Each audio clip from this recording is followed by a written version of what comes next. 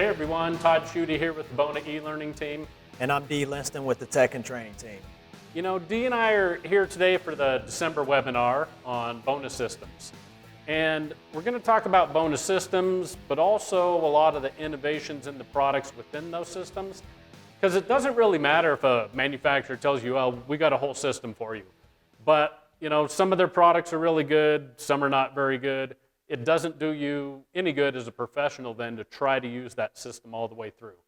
So we're going to talk about systems, we're going to talk about the innovations within those systems, and a little bit of the history, just in case you guys forgot, since coming to your live Bona training school, about some of the stuff in the past, you know, where we started, how did that business line develop, how did these products develop, why are they important to me? We thought it might be good to go back and give a little bit of that history too. So first we're going to start out though with a question on systems. And I know Dee at the training schools, you guys are always talking about systems, but how do you bring it up with the students and how do they react? So at the schools, we discuss the importance of system because if they're not using one manufacturer's system, then it becomes their system at that point. And if there's any issues that they're having on the job site, you know, it's hard to determine what manufacturer you're going to call if you're using different manufacturer products. So as a contractor myself, I didn't realize the importance of systems until I, you know, started going to NWFA schools and some of the different manufacturer webinars or seminars, I should say, that they were having at the distributors to really understand the importance of system. Some of the newer guys, you know, when we start talking about the complete system that Bona has a really good understanding as to why it's important, whereas some of the old timers, they say, you know, when you tell them, well, that becomes your system when you mix and match different manufacturer products, and at that time, you know, they think about it, but it's, well, I've never had a problem, you know, for the time I've been doing it, and then we always tell them it's that one instant where you have a problem, and now you got to resand a couple thousand square feet on your own dime. That's not going to be pretty. Right, so does their attitude or their answer maybe by the end of the school change a little bit, or maybe they figured out, you know, on some things I've been lucky for the last 20 or 30 years, maybe I better start using the system? It does. It, you know, once we started going through the features and benefits of the different products, they really get an understanding, whereas, you know, some of the stuff they learned in the past has just been based on hearsay, maybe, you know, other, you know, contractors in the industry, maybe distributors not really relaying the right information. So really, once they hear the features and the benefits and we really elaborate on why, you know, the system is important, then, you know, they take a look at it. Whether or not they change their ways, it's, you know, impossible to know. Yeah. How about the discussion on, you know, using the system and selling it as part of their package? Because a lot of times contractors don't even talk about what finish they're using or what stains they're using. They just sell, well, I'm going to put nutmeg down and then I'm putting 2 coats of water-based finish on. But if you've got a whole system, what does that do for your marketing and your upselling opportunities? You know, it should be an easy sell for the contractors if they're explaining to their customers that they are using a system that's approved by the manufacturer versus, as you mentioned, you know, some guys will just mention, you know, hey, we're going to give you a seal coat and we'll give you 2 water-based finish coats, and really the homeowner cannot relate to exactly what they mean. They know they're getting 3 coats of product, and you have another guy go in and say, we'll give you 4 coats, and maybe they're using 2 seal coats and 1 finish coats, and who knows what manufacturer products they're using. So I would think, and as we try to relay that information to the contractors, that it's really important to educate that homeowner, and by that homeowner knowing that you are using an approved system developed by one manufacturer, and, you know, the success that they can have by using a complete system and not their own systems, then, you know, it should be an easy sell for them. And then how about, I mean, how many times you guys run into it, or we get emails, or you get a question at the school, well, how about if I use your finish over this stain or your finish over that, you know, is that going to work? You know, we always get that question. You know, there's some stains that are more, I guess, prominent in certain markets that guys like to use. And of course, I mean, you know, they always really lean back to, we love Bona finishes, but we like manufacturer A stains. So whether or not it's going to work, you know, it may work one job, it may work several jobs, but if one manufacturer changes something within their manufacturing of that product, then that's where things can go wrong. So as a manufacturer, I know, you know, we're pretty adamant at, you know, not giving a contractor the guarantee that it will work. Sometimes we may share that, we've heard of guys being successful using different products, but I mean, you really want to rest assured that you're using a system that's going to work, because you never want to be that guy that has to resand or redo a job on your own dime. Right.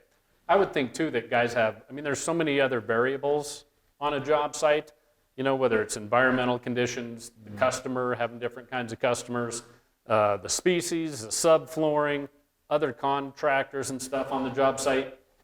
If you go ahead then and have a system where now I'm using one guy's filler, another guy's stain, another guy's sealer, this finish, I don't educate them about floor care, there's 5 or 6 things right there that's just one more possibility to have a problem. So next, let's just talk a little bit more about the system. So within the Bona system, we've got adhesives, we've got machines and abrasives, we've got stains and sealers, finishes, penetrating oils, floor care, but we've also got training. And give me an example of a student who came to the school, really brand new to the industry, but took the system away from the school and how that worked out for them.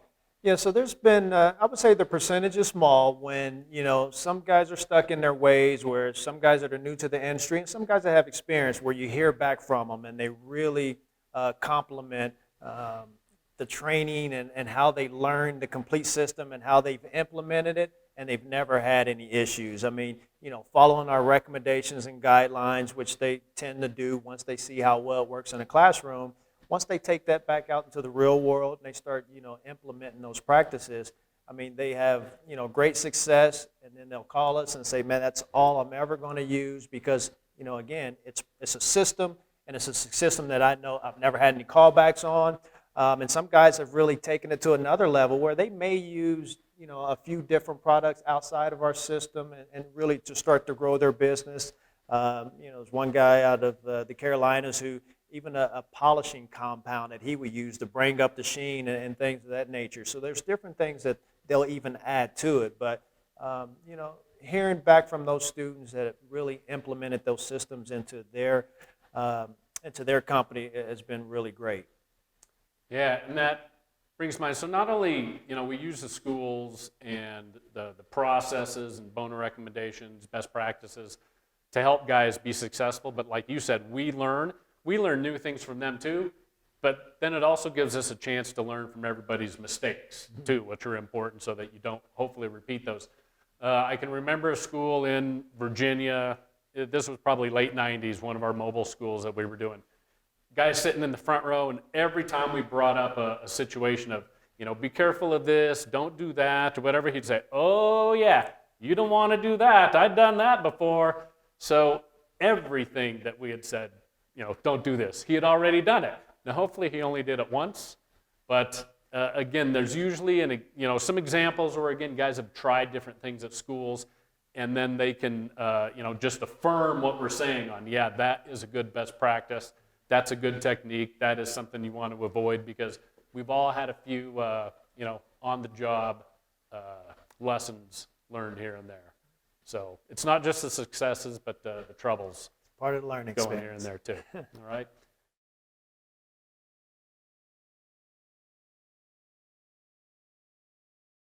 So now we want to chat a little bit about Bona water-based finishes. Really, it's obviously Bona's bread and butter. It's what most people know us for.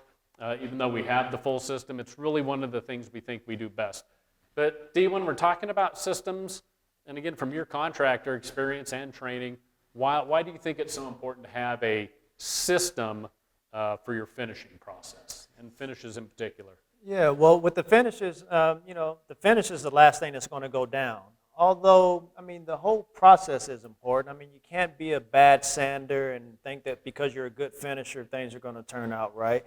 But the finish is the first thing the homeowner is going to see when they walk in the door. So you really want to make sure you're using a good quality finish that's going to, give you a great look, because the homeowner is going to see that first. But as I mentioned, the whole process, from the sanding and the sealing, or staining if you're staining, all that's important. But that finish really has to be dialed in and lay down and give that homeowner the wow factor, because that's the first thing they're going to see. Yeah, and if we think about the history of water-based finishes, Bona was the first manufacturer in the world to come out with a water-based finish, D503 Pacific in 1979, and then just grew from there. Being a Swedish company, having maybe more of a concern for the environment, they just thought that water-based was really the way they wanted to go and to push the environment, and they saw a lot of advantages with that product. Not that oil bases are bad, we still sell those in a lot of our wood-line poly, sport and residential products out there, but water-based we just see a lot more advantages of. Starting with D503 Pacific. When I started in '92, there was a big trend in the US for white floors, white stained floors.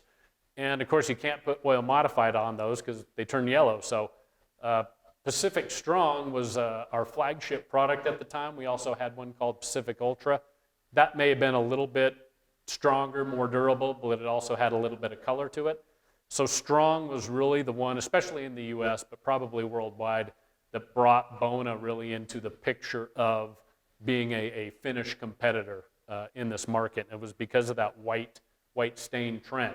So there you had a product that was easy to use, laid down really nice, was completely clear, didn't yellow out at all. So something that you really needed for those white stained floors. But teaching people again how to apply it with a T-bar was something completely different, because a lot of guys with oil modified finishes used a lamb's wool or they used a brush, a 6-inch China bristle brush to apply. So that was again a reason for the training at that point to teach guys how to use water-based with a T-bar.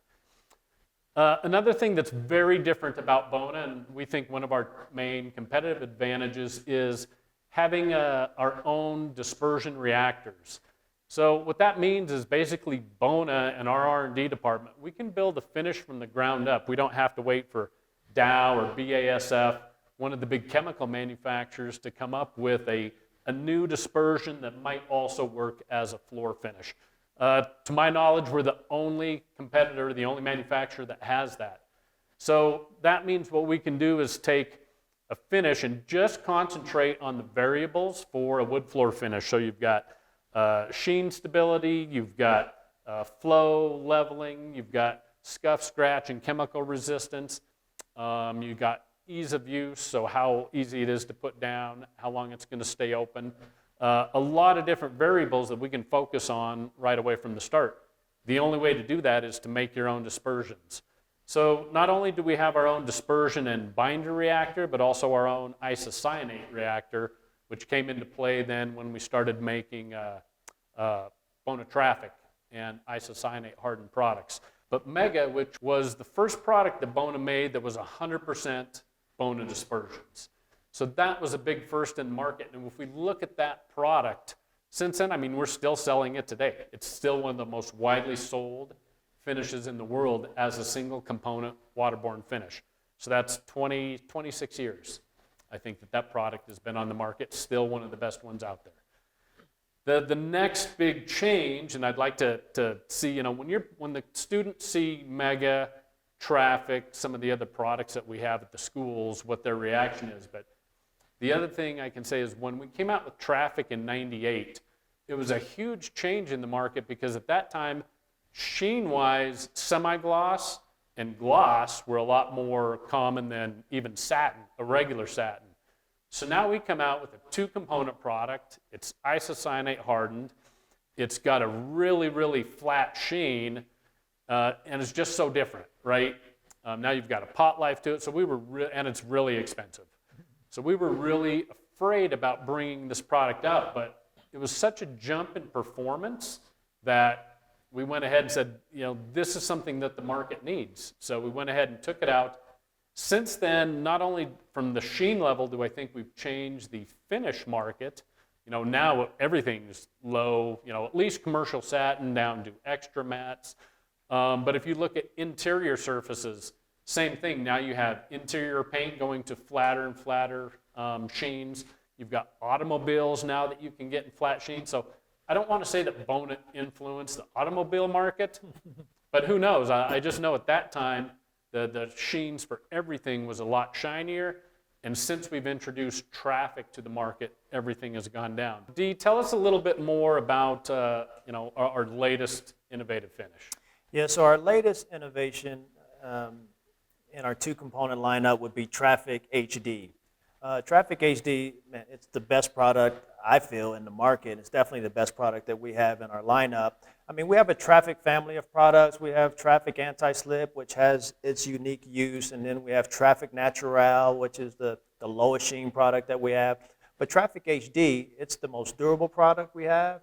It's the greenest product we have, you know, very, very low VOCs. As more and more homeowners are becoming, I would say, more environmentally conscious as to what's being used inside their home, Traffic HD is definitely the best choice. It's Green Guard, which is, it meets children's and school certification, which is one of the highest, you know, Green Guard certifications you can have. It also cures in 3 days. I mean, it has some excellent features and benefits to it. I mean, the sheen's real nice, but yeah, definitely Traffic HD is, you know, like I said, as we continue to improve our products, innovation is key. I mean, we're always trying to think about, you know, what's the next best thing we can come up with that benefits not only the contractors, but the customer as well. Yeah. You know, every year in R&D, I mean, they're coming up with hundreds of different possible formulations and testing those out for different dispersions. But obviously, I've seen it, you've seen it, even with like Bona Traffic, right? So the product that was introduced in 1998, now we're probably on the 6th, 7th, 8th version of regular Traffic, because as technology changes, you know, different raw material improvements are made. Even our existing products, we continue to look at and make them better and better. So regular Bona Traffic now is better than it was in 98, but once in a while, like you said, with Traffic HD, they come up on a totally new idea and come out with a product that's, yeah, the most durable, the greenest, the best. Now it's, you know, could develop into another family all in itself.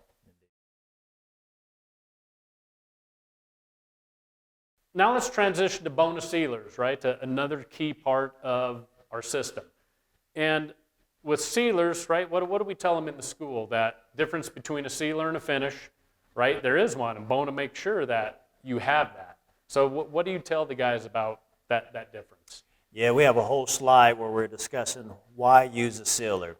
And, you know, one of the biggest things we tell a guy, you know, the comparison that I tend to make is, it's like, you know, you prime before you paint, you got to seal the floor before you put the finish down.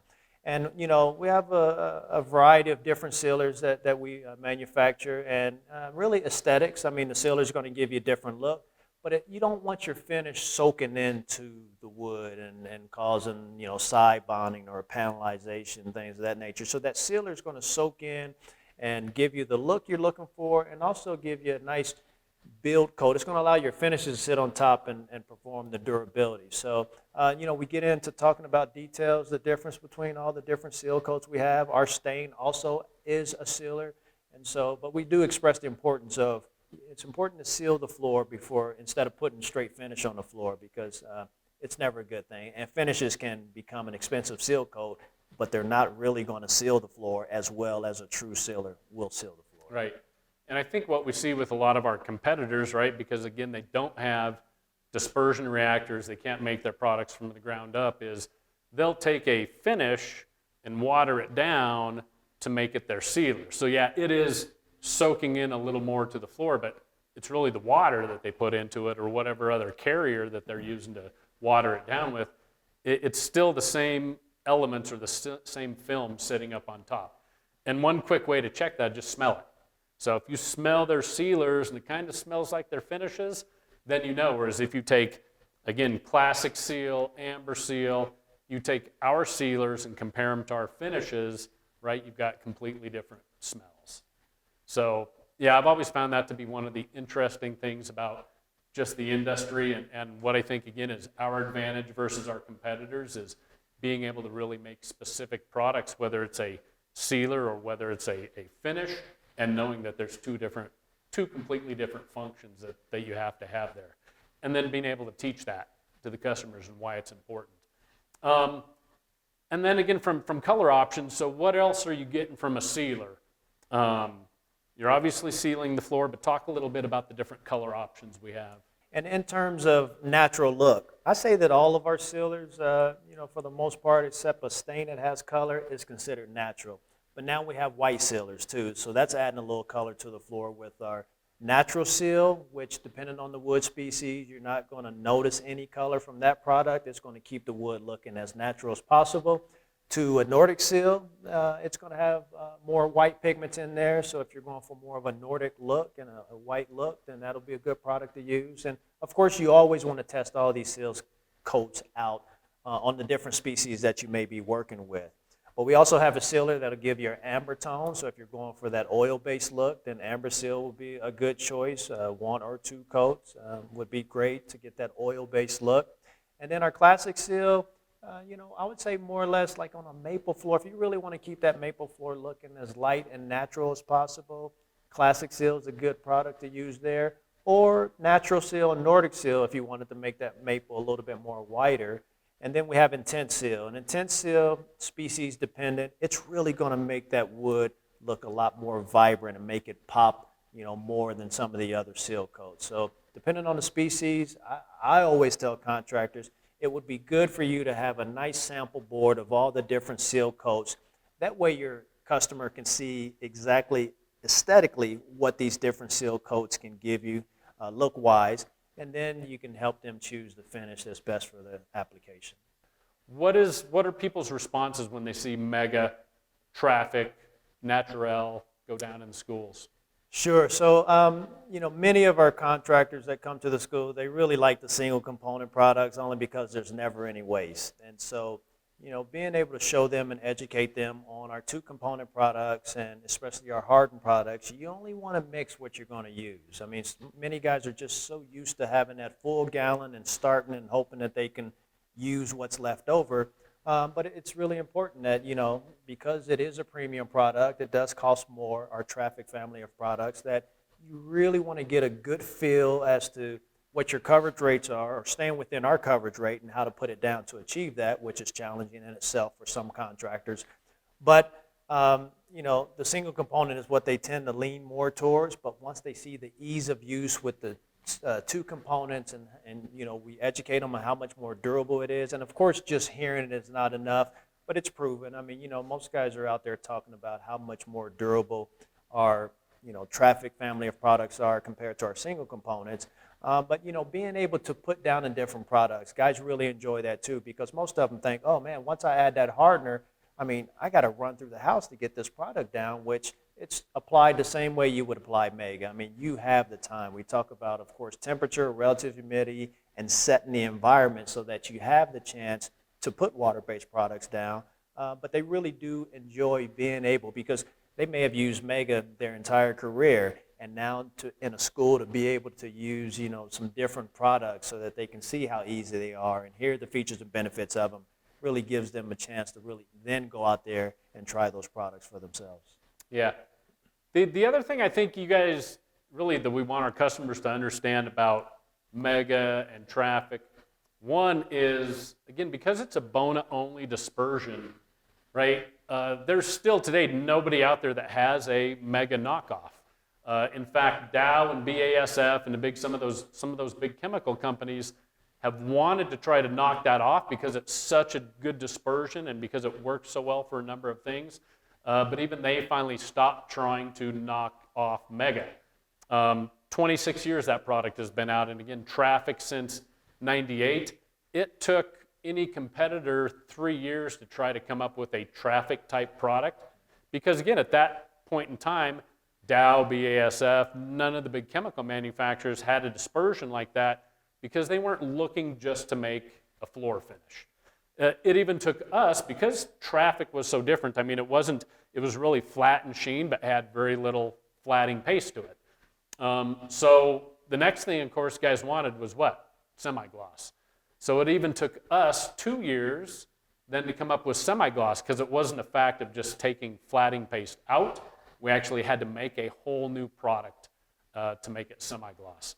So again, from a system point of view, from an innovation point of view, we hope going through a little bit of the history and stuff with some of our water-based finishes helps you guys understand how different Bona products are, what makes them different, why we try to stay ahead of that curve, and why we try to be such innovators out there, and what lets us do that, and the investments that we've made for us and for you guys as well, our customers.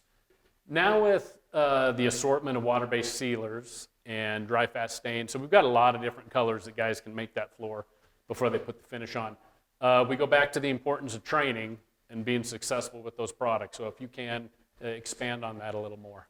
Yeah, I mean, the importance of training, I mean, because we do have a variety of different water-based sealers as well as our dry fast stain, you know, not all sealers are put down the same way. So, you know, coming to the schools and seeing the different techniques you can use. I mean, even our oil-based sealer, I mean, you know, we recommend, you know, rolling would probably be the best technique for our dry fast sealer with the 3/16 inch mohair, you know, blend roller would be best. But with the water-based, depending on if you're working with one with color, floor prep's definitely going to be important. We talk about burnishing the floor and not leaving that floor too open. That way, you know, the product doesn't just soak into the wood immediately.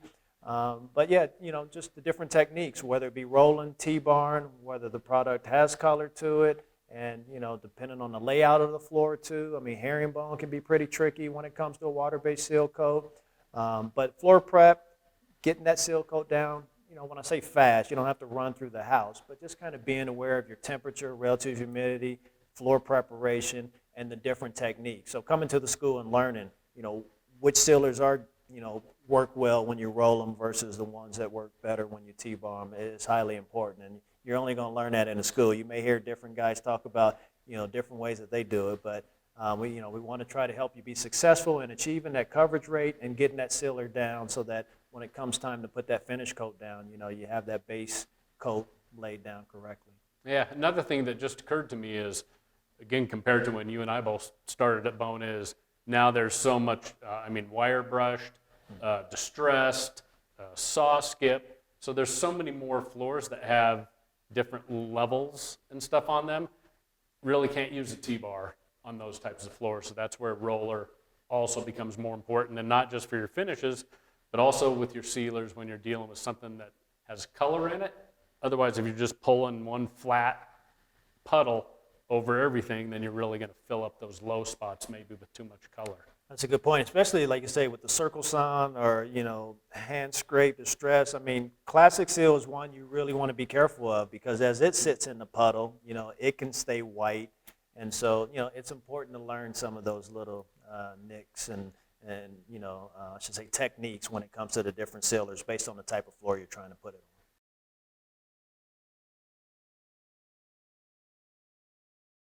Quick question for you. When you were a contractor, did you have any dust containment equipment? I did because I came from a company that was part of, you know, having some of the first dust containment out there. So yeah, I immediately, so I would say I was lucky enough to where I didn't have to experience the dust nightmare that, you know, some homeowners tend to think about because the company I came from, they had dust containment. So I immediately knew that once I started my own company, it was going to be part of what the system that I had. Yeah. Well, I think, you know, at the schools, we get the questions a lot, you know, why is Bona in the machine business? Why are you guys in the abrasives business? The machine side, especially DCS, it's a little bit interesting in that, again, at that time when we introduced the first DCS vacuum, which is the Super Vac, the same big blue tank vac we have today, it was to try to cut down on the dust, not because we were worried about the installer's health. Nobody really knew how bad wood dust was for you at that time. It was to make the water-based finish look better because water-based definitely shows more, especially dust, you know, being up in the air, falling down into it. It's going to show more. Oil modified tends to kind of suck it up and absorb it. But it was just to get water-based to look better. So that's why they came out with the first DCS system to hook up to the buffer and the edger because those were your two worst culprits at the time. And then our DCS business grew from there. So we didn't get into it because we wanted to be in the vacuum business. Same way we'll talk about abrasives later. You know, we didn't necessarily get into that because we wanted to sell abrasives, but we thought maybe we could do a better job by focusing just on the needs for hardwood flooring guys. Correction. I didn't have dust containment for my big machine. I did run that off of a bag because at the time they didn't really have the vacuums out there. Maybe Atomic System was out there, but yeah, as you mentioned, the two big culprits that create the most dust are going to be your edger and your buffer. So I did have the Super Vac for those two machines. Yeah, but that's fun because, at that point, that's all you had. right? Now, some guys may have been for years using shop vacs and stuff like that, but we know there's a lot more that goes into it. Filtration, how do I hook it up? How do I keep it hooked up? Which I think it's the little things too in Bona, talking about our systems. So it's having the super clamps, that make sure that you stay hooked up, that hose stays hooked up to your machine, because we've all had that happen, whether it's in a school, which that's the best place for it to happen.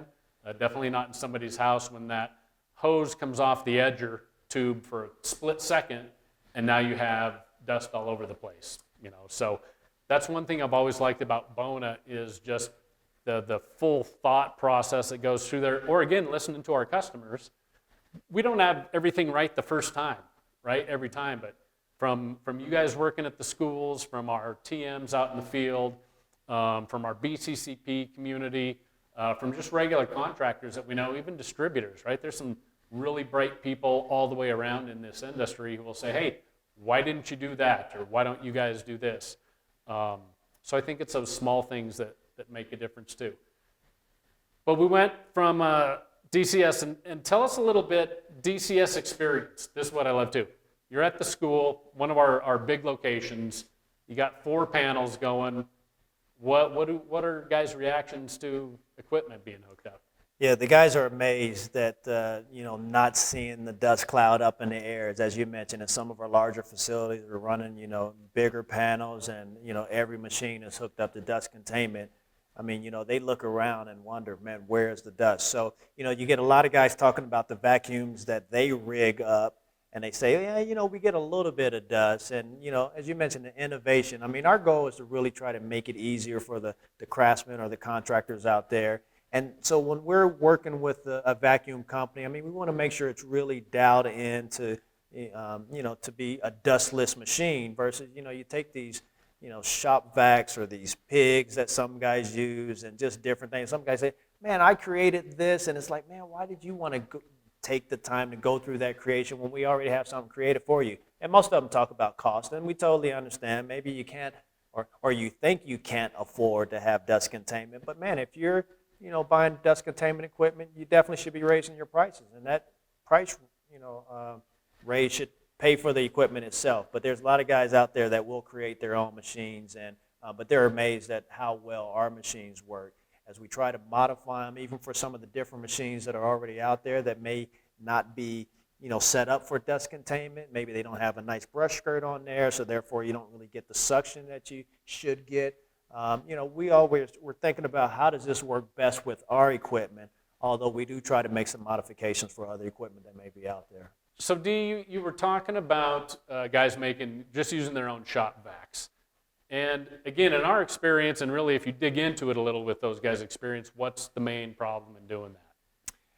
The main problem on creating your own dust containment or using shop vac is really that fine dust. I mean, it may be good for capturing some of the larger, what we call, like when that big machine is like a planer and you have larger chunks of dust. But when it comes to that fine dust, I mean, man, it can find, places to escape out of that hose. I mean, you talked about the different clamps and things like that, but, a shop vac may be good for larger dust, but that fine dust that gets airborne and it stays airborne for quite some time, and now when it's time for you to coat the floor, and it's, wet finish is like a magnet, so it's going to pull down what's ever in that air, and now your water-based coat. We talked about that being, the money coat and what you want to turn out perfect. So, I can't honestly say that I've seen all the different things that guys are doing out there with creating their own shop vacs, but I can almost bet that, it may suffice what they're trying to do because they're afraid to spend a little bit money, and we're going to talk about raising that price again, but for the most part, you really want something that's designed and made for dust containment so that you don't have that airborne lifted dust going on. Yeah, and I think that's what you'll find out there is, and again, there's a lot of good dust containment vacuums now, which, again, I like to think we were the start of that. We didn't want to get into the vacuum business, but again, what we saw from the other machine manufacturers, they weren't going to do it because water-based finish getting dust in it wasn't a problem to them, only to us. So we kind of started it. They followed they have some good systems out there and stuff now too, which is fine, but that's what you'll see. You'll see a lot of filtration. You'll see tight fittings. just to prevent that fine dust from going up in the air. So we followed the Super Vac, then with the HP Vac, or we called it R2D2. We had, then the Atomic system came in the late 90s. Really kind of the monster vac. I still love the power in that thing. It's a great billboard, and just you can't get away from the power of it. You can definitely hook up multiple sanders, as well as sander, edger, buffer, a number of machines to that at the same time and not have a problem. And now you've got a different level of kind of marketing too. You've got dust evacuation versus just dust containment, where you're sucking the dust all the way out of the house with the Atomic system and not just keeping it contained in the house, which is still fine. And when you get into high rises and stuff too, right, now you need the PDC, Portable Dust Containment Unit, or PDC 2.0, where we've come to now. But again, I think that shows just, again, our commitment to continual innovation and improvement, starting with the Super Vac that's still a workhorse for us, going to HP, then coming out with the Atomic trailer, but then knowing that we needed something better than Super Vac and maybe the HP to work with the sanding machine, really, and that's when we came out with the PDCs. One other thing I'd like to add too is most guys think it's just about the amount of CFMs, whereas good dust containment is a combination of the CFMs and the water lift to give you good suction. Because if you don't have good suction and you can't get that dust pulled up into the hose, it doesn't matter how fast it's moving through the hose. So some guys will buy a shop vac based on the amount of CFMs that shop vac may have, but what they don't understand is the lift. That's important as well. Yeah. This is one of my favorite things to talk about as far as innovation, Tampico brush. We came out with this on accident. We got it. We were looking at some other buffers. There was a bunch of brushes in there from the drive plate manufacturer we were working with, and we saw this in there and said, hey, what can we use that for? So they tried it for some different things and found that it was great at cleaning the floor instead of just vacuuming it. So again, from the training experience, how do guys react when they first see Tampico brush? I remember when I first started working at Bona, and I heard some of the guys that have been there before me saying, man, I remember we used to have this Tampico brush. It was sold with every buffer, and most of these guys would just throw it in the back of their trailer or throw it in their garage and was never used. So I would say once we really started teaching why that would be a good tool, and then we always will, right before, the vacuum tacking of the floor, after our final buffing, we would just Tampico half the panel. And if you get in the right light, you can just see how good of a job that Tampico brush will do of cleaning the floor. And most of them are kind of thinking, man, are you scratching the floor? And it's just a brush that's just brushing out the soft grain, brushing the floor, getting that fine dust pulled up into, but most of them are amazed. They really enjoy, seeing how clean that floor is when they go do the dust test of wiping their hand across the floor that has been Tampico'd versus the floor that, they vacuum, maybe even tacked, and what a great job that Tampico brush does. So they're automatically in that product catalog. Man, what's the item number for that Tampico brush? I got to get me one. Yeah, and it lasts forever. So it's not anything that we're going to make a ton of money on, but going back to water-based, and if guys will look at if they're having problems with grain raise, right, especially on red oak, but really on anything that has an open pore to it, what you're going to see is if you're not using the Tampico brush, your grain raise comes out of your soft grain. Because as you're sanding the floor, you're packing that with that really fine dust. And just vacuuming it isn't going to get it out of there. But as soon as you put water on there, it pops it up like a piece of popcorn.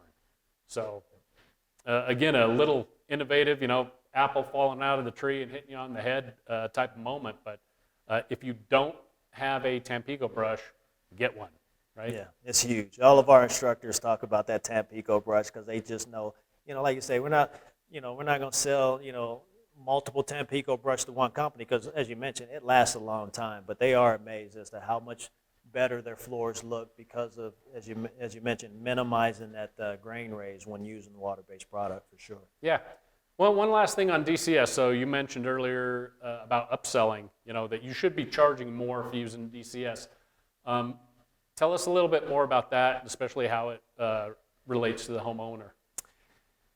We really try to educate the contractor on how to sell it because that's really, the big problem they have. One, they think, man, am I able to charge more per square foot? And sometimes we try to break down, how much square foot you do in a year, and if you just charge 10 cents more a year based on the volume of square foot, I mean, 10 cents is really not a big price increase, or to say, you adding that to your bill because now you've purchased a piece of equipment that's dust containment.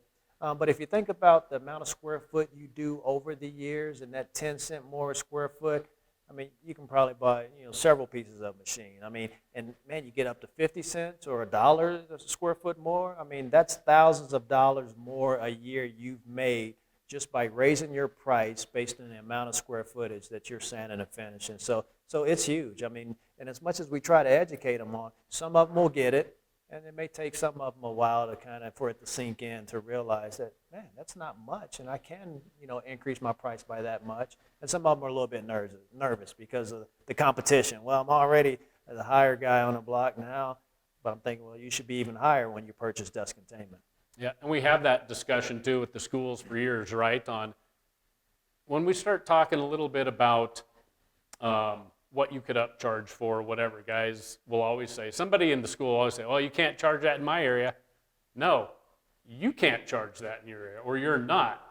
Somebody is, right? Somebody's always charging more, looking for a way to upsell, and I think that's the mentality you got to have, especially with DCS. We know the homeowner's number one complaint, concern is dust. If they've ever had their floors done before by somebody not using dust containment, they'll say, I've been dusting my cabinets for months. Every time I open it up, there's more dust in there. I don't know where it's coming from. Or my dishes, or my windows, or whatever. So it's another one of those things that in this day and age, and also health, right? We never considered when we first came out with the DCS that it would be bad for people to be sucking that in their nose and in their lungs all day, every day. But now we know that wood dust is a known carcinogen.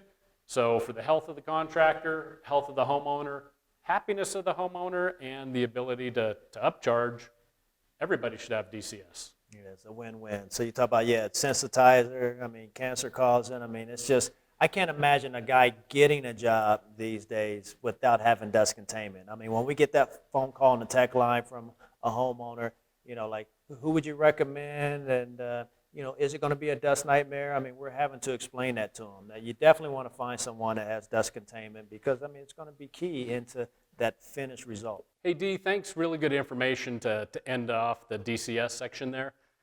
As you guys can see, having the Bona system, whether it's DCS, waterborne finishes, sealers, training, it's all good to learn how and think about how can we upsell, how can we offer more value to our customers in order to promote our business and our own brand a little more. So we hope you guys got a lot out of this first of 2 parts on the Bona system, and we look forward to having you back for the next session as well. Please send in your questions. At this point, we'll be joining our live Q&A session, so we'd love to hear from you. So next question is, do I need to put a sealer over the stain before I coat with finish? And specifically talking about water-based. Yeah, so although it's not necessary to put a sealer over the stain, we do highly, our stain acts as a seal coat. We know why guys choose to do it. Reason being is that they, for more build, and sometimes the guy would like to have more, to cause the stain color to pop a little bit more. So that would be a few reasons that they would put the sealer over the stain. We do not recommend using classic seal over the stain just because of the degree of adhesion, because of the elasticity of that product. It just may not stick as well as some of the other products. So, got anything else you want to add to that? No, good answer. All right, our next question. Why should I use Traffic HD when straight up Mega has been a great finish over the years? It's just really an opportunity for you to upgrade, and offering. I mean, Mega can still be your go-to finish, but with technological advances, I mean, as things get better, I mean, Traffic is just a great upgrade to offer your customer. We classify our finishes, as I may have mentioned in the video, as good, better, and best. And although Mega is what we call our better product in terms of good, better, and then the best products are going to be any of the traffic family of products. So if Mega works for you, especially on residential, if you ever get an opportunity to work on some commercial job sites, then you definitely would want to upgrade on something that's going to be more durable. The traffic family of products being a more durable product, we would highly recommend you offer that. Give the customer what they're willing to pay for, what fits their budget.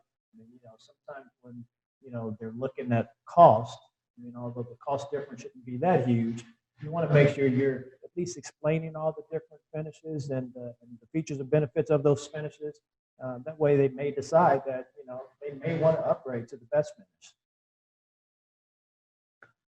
All righty, let's see. Next question.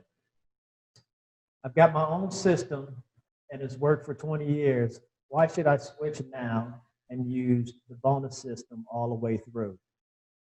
Kind of goes back to, as I was talking about, I mean, things change over the years. I mean, your system may be a good system. It may have worked for the past 20 years, but I mean, we've had newer products come out since then or better products. Also, you don't want to put yourselves in a position where, your system may have worked 20 years ago, and if it doesn't work tomorrow, now, having that mixed system, it really puts you in a bad situation. So, losing my train of thought, so I'm gonna turn it over to Todd. Yeah, I got you. No, it's like Dee said, maybe what you've been doing has been working great for 20 years, but there's been a ton of changes. And it doesn't matter if we're talking about finish, sealer, stains, abrasives, machines.